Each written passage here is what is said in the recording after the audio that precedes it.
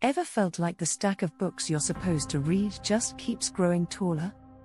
It's an overwhelming feeling, one that makes you wonder if you'll ever have enough time to get through them all. That's exactly why I decided to take on the challenge for you. I read 10 popular and influential books, pulling out the insights and lessons so you don't have to. One surprising thing I noticed? Despite the hype, many books share the same core ideas, just repackaged differently. But there are some genuine gems with lessons you can apply right away. Curious to know what's really worth your time and what isn't? Let's jump into the breakdown of each type of book and what they offer without making you flip through hundreds of pages. The self-help genre has become a global phenomenon, promising transformation in the form of catchy titles and quick-fix solutions. But here's the thing, most of these books, whether it's Atomic Habits or The Subtle Art of Not Giving a Fuck, all boil down to similar principles: making small, consistent changes and adjusting your mindset. James Clear, for instance, dives deep into the power of habit formation in Atomic Habits. He insists that the key to long-term change is not about setting grand resolutions but making tiny, manageable adjustments daily. It sounds simple, right? That's because it is. However, not every self-help book delivers value in a straightforward manner. Some bury these truths in endless anecdotes and overly complicated methods. By distilling their main messages into practical steps, like building routines or tracking progress in small ways, you can get the results they promise without investing months of reading. If you're after practical advice you can put to work today, some books hit the mark, while others leave you feeling like you've just wasted time on common sense.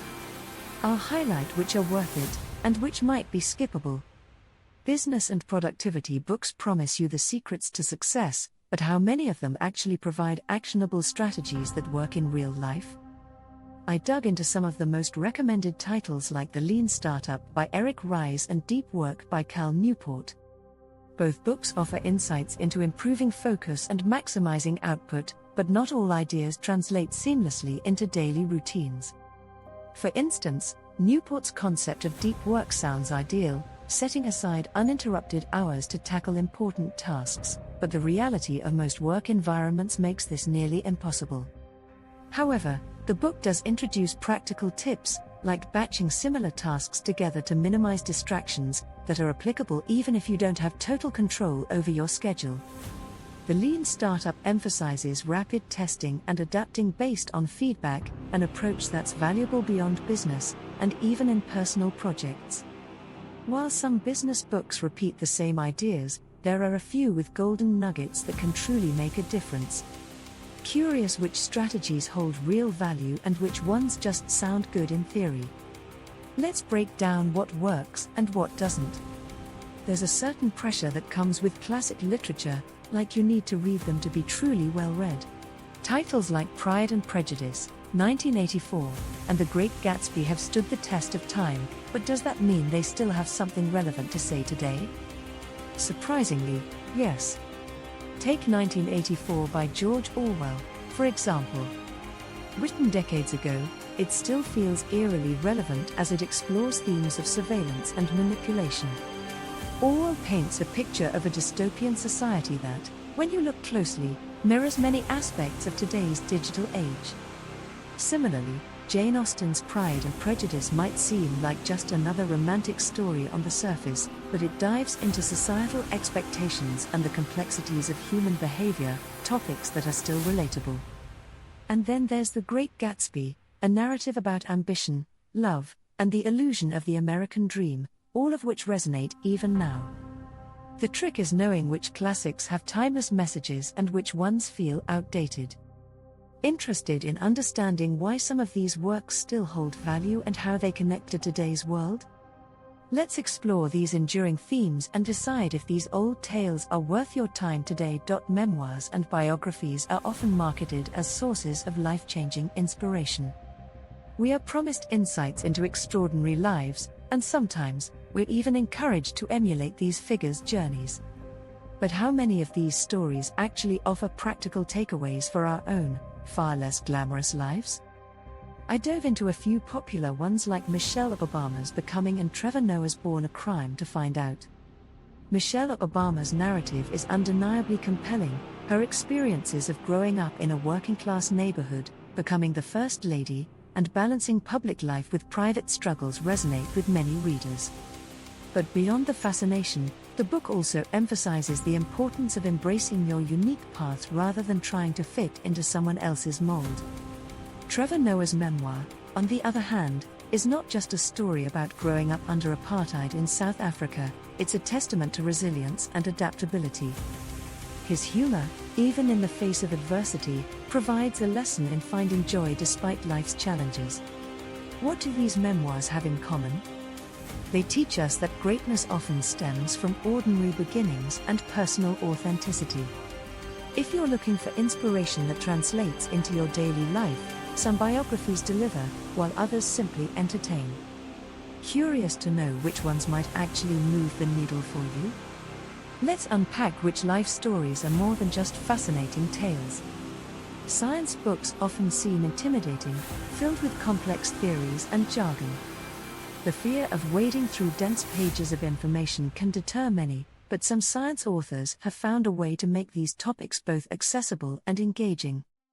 Sapiens by Yuval Noah Harari, for instance, offers a sweeping narrative of humanity's history, covering everything from ancient civilizations to modern technological advancements.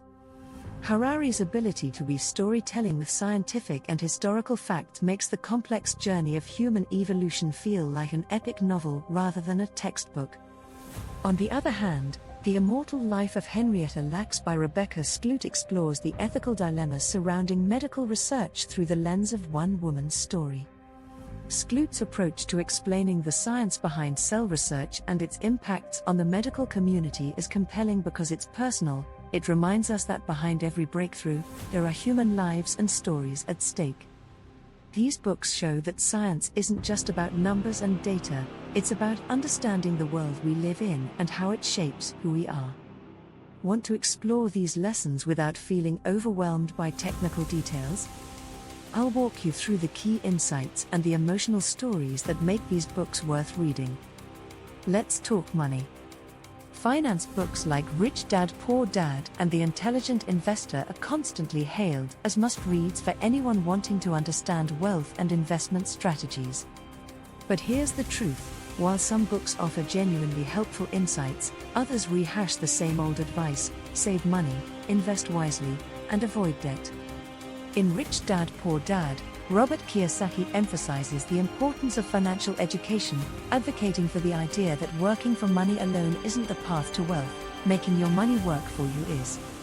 It's an eye-opener for those new to financial literacy, but for seasoned readers, it might feel basic. On the other hand, Benjamin Graham's The Intelligent Investor digs into the nitty-gritty of value investing. While it's packed with solid advice, the language can feel outdated and heavy, making it hard for the average reader to connect with. However, the takeaway remains clear: understanding the fundamentals of investment can change your financial future. Whether you're just starting out or have been managing your money for years, knowing which books provide real, actionable strategies can save you time and effort. Wondering which of these finance reads will actually help build your wealth? Let's break down the must-knows from each so you can skip the fluff. Finally, let's venture into the world of mindfulness and mental health. With the growing focus on well-being, books like The Power of Now by Eckhart Tolle and The Miracle of Mindfulness by Thich Nhat Hanh promise life-changing insights into achieving a peaceful mind. But do these books really transform the way we think and live?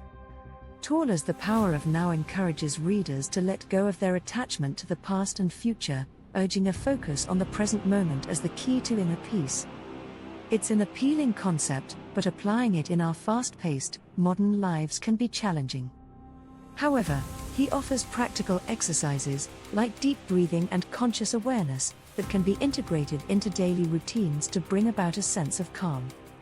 Thich Nhat Hanh's approach, on the other hand, is more gentle and meditative, guiding readers to find peace through simple activities like washing dishes or walking mindfully.